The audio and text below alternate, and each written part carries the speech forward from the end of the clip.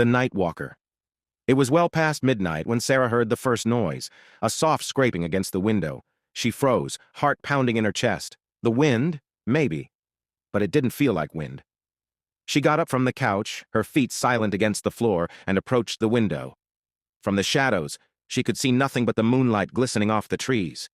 The world outside was still. Too still.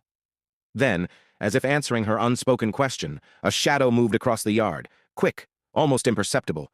Her breath caught. The hairs on the back of her neck stood up. There was someone out there. She turned and grabbed the nearest object, a heavy brass lamp, and held it in front of her like a weapon. It was stupid, but in the moment, it felt like her only defense. The scraping noise came again, closer this time, followed by a low, muffled whisper that made her skin crawl. It was as if someone was moving along the side of the house, trying to stay hidden, but not quite succeeding. Sarah backed away from the window, her mind racing. Was it a burglar? But no one had ever come this far into her secluded neighborhood at this hour. And the whispers. It didn't sound like a typical thief. The floor creaked underfoot, and Sarah froze, her eyes darting to the hallway.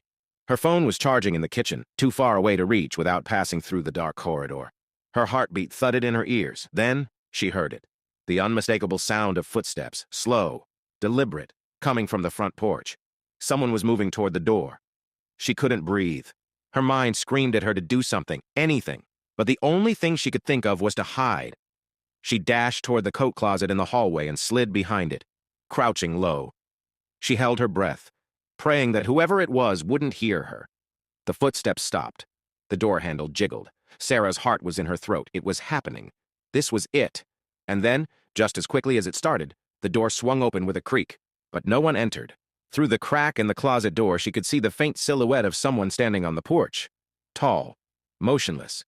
She couldn't see their face, but she could feel their gaze on her. The door to the porch slammed shut with a bang. Then came the worst part. A low voice, barely a whisper, echoed through the house. "I see you." Sarah's breath caught in her throat, her fingers tightening around the lamp. The figure outside had been watching her. They knew she was there. She wasn't safe anymore. For a long, terrifying moment, there was nothing. No sound, no movement, just silence.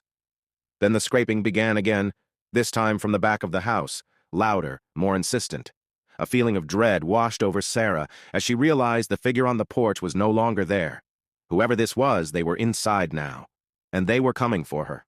The lamp in her hand felt like nothing more than a weak comfort. She wasn't ready to die tonight. She couldn't be. Her eyes flicked around the closet, searching for another way out, but there was none. She was trapped.